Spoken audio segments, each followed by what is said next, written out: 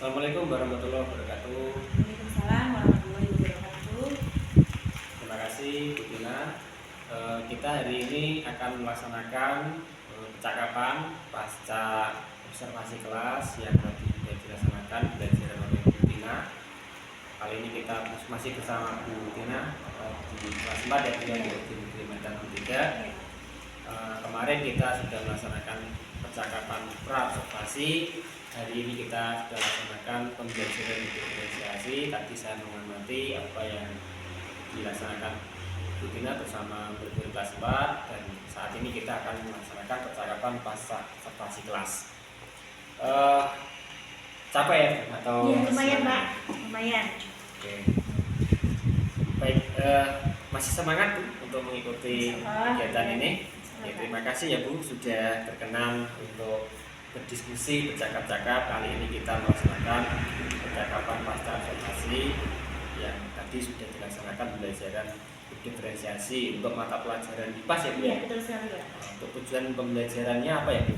Yang pertama itu mengidentifikasi tentang bagian-bagian tumbuhan serta peserta didik itu mampu menyebutkan fungsi dari bagian tersebut Pak. Oke, jadi tujuan pembelajaran yang tadi dicapai adalah anak-anak ini bisa mengidentifikasi bagian-bagian tumbuhan. Setelah bisa mengidentifikasi bagian-bagian tumbuhan, kemudian menyebutkan fungsinya. Oke.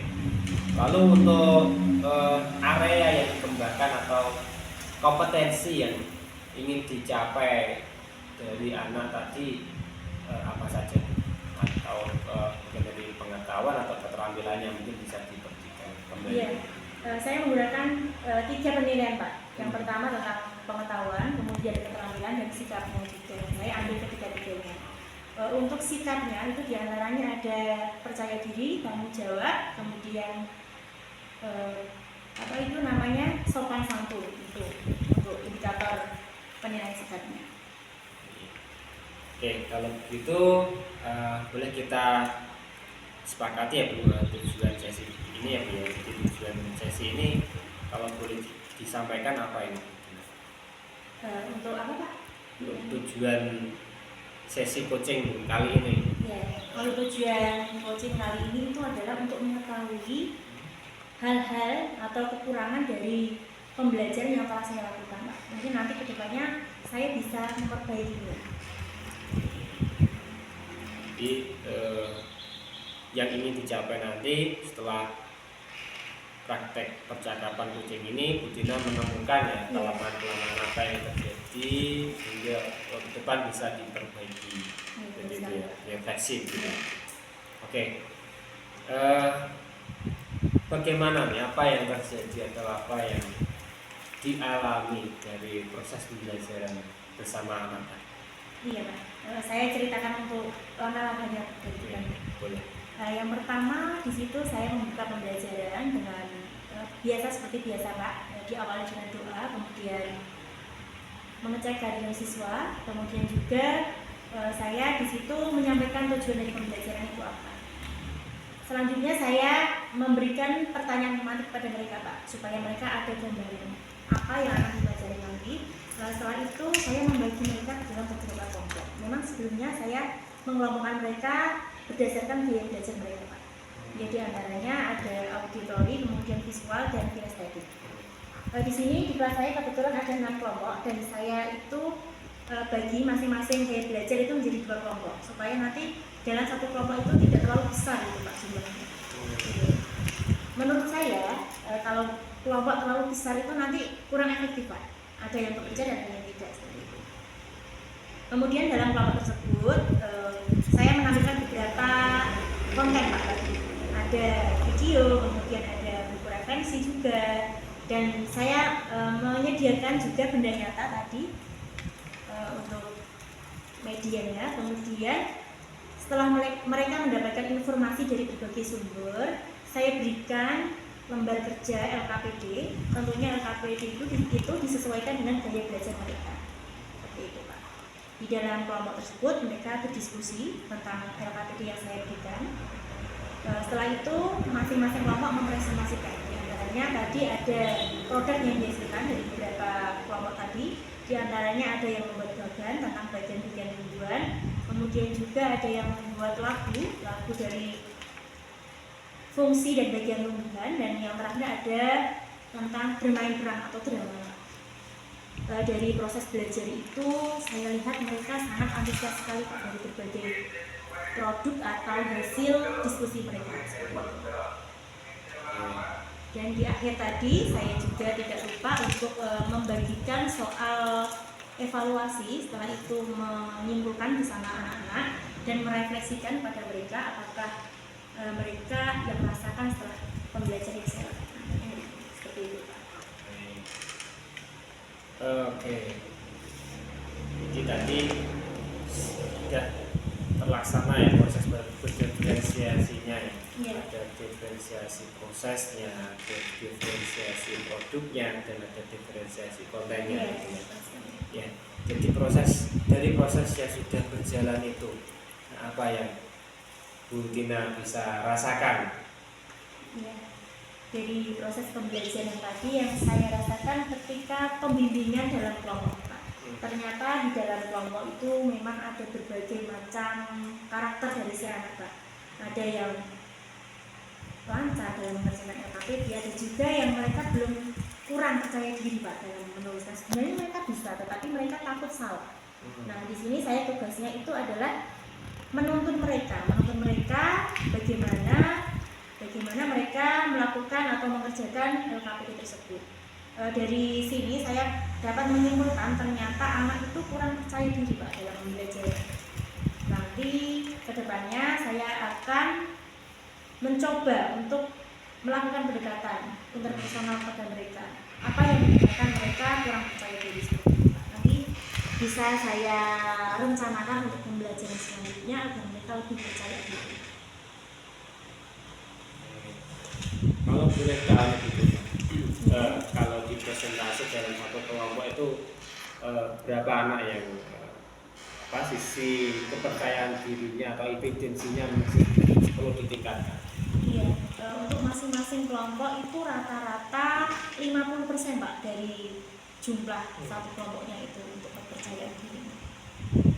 Dan juga ada beberapa yang cukup bagus, memang mereka percaya diri, kemudian suaranya lantang ketika melakukan presentasi.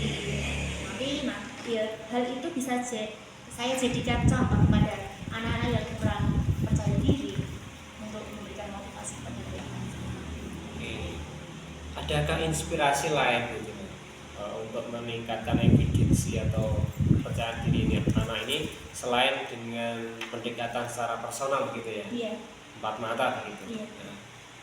Untuk inspirasi nanti saya akan mencoba untuk pembelajaran sosial emosional Pak. Nanti di dalam itu saya kenalkan kepada mereka bagaimana tentang kesadaran diri, kemudian manajemen diri, kemudian keterampilan berrelasi dan pengambilan keputusan yang bertanggung jawab.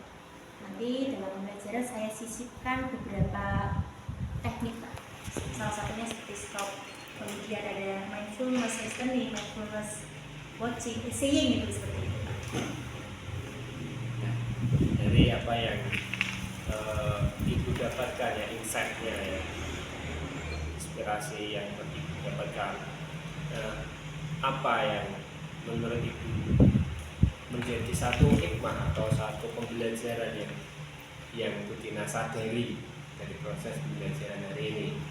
Ya, hikmah dari pembelajaran yang telah saya lakukan Pak, memang saya melakukan pembelajaran berdiferensiasi ini melihat dari sisi si anak sendiri. Itu setiap anak memiliki keunikan tersendiri Pak, bahwa untuk kebutuhan belajar dari masing-masing anak itu memang berbeda. Tugas kita sebagai guru memang seharusnya adalah untuk memenuhi masing-masing kebutuhan belajar tersebut, salah satunya dengan melakukan pembelajaran berdiferensiasi itu.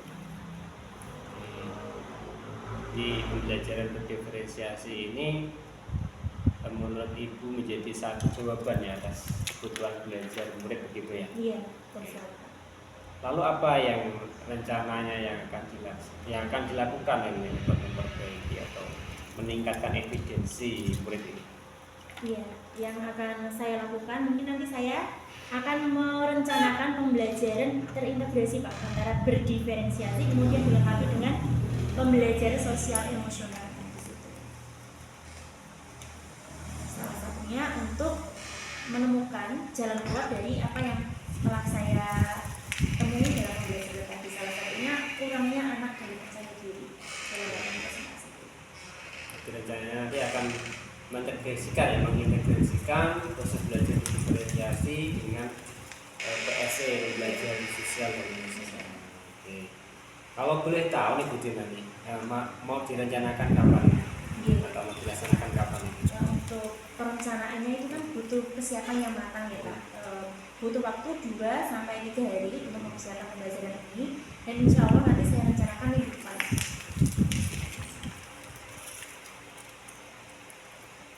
Ya, adakah dukungan yang diperlukan untuk mewujudkan itu? Iya, tentunya ada Pak. Salah satunya dukungan dari teman sejawat tentang pembelajaran berdiferensiasi itu bagaimana, memberikan pemahaman kepada mereka, kemudian juga tentang pembelajaran sosial emosional. Memang rekan kerja mungkin ada beberapa yang belum mengetahui tentang itu. Nanti saya bisa sharing kepada mereka baiknya bagaimana untuk pembelajaran anak SD, khususnya kelas tinggi itu. Nanti dari diskusi tersebut saya bisa menemukan suatu cara yang lebih efektif tentunya Pak. Kalau menurut saya sendiri, kalau kita tanpa diskusi itu ibarat hasil itu kurang maksimal seperti itu. Untuk diskusi, ya, untuk kolaborasi bersama rekan kerja. Oke, luar biasa Bu Dina atas proses pembelajaran yang sudah dilaksanakan, dan Bu Dina sudah merefleksikan begitu ya, menemukan apa yang masih perlu dikembangkan kembali. Ternyata evidensi murid ini atau kepercayaan diri ini masih dibangun. Iya, salah satunya dengan melalui pembelajaran sosial emosional. Seperti itu ya Bu Dina ya. Kalau boleh saya menyimpulkan ini ya. Oke. Kita sudah sampai di akhir ini dari tahap alutita di coaching kita kali ini di fase observasi kelas. Apa nih yang Bu Dina dapatkan dari percakapan kali ini?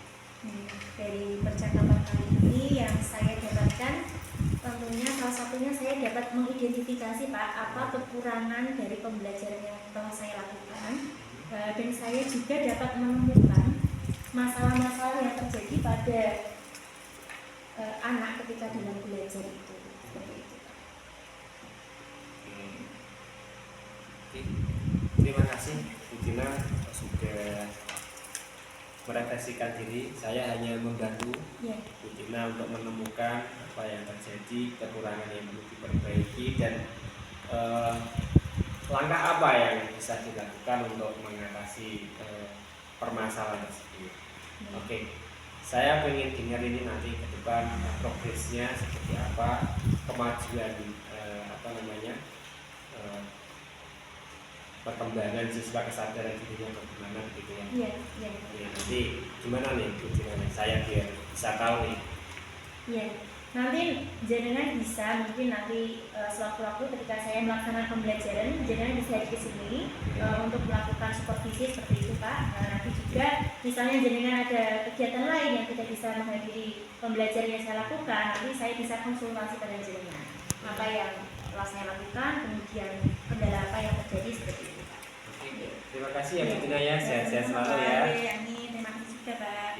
Demikian proses percakapan pasca observasi bersama Bu Dina di kelas 4 SD Mental 03. Mudah-mudahan ini bisa membantu Bu Dina ya dalam mengembangkan kompetensi sosial emosional murid di SD Mental 03, sehingga nanti pembelajarannya bisa lebih efektif dan karakter anak nanti akan.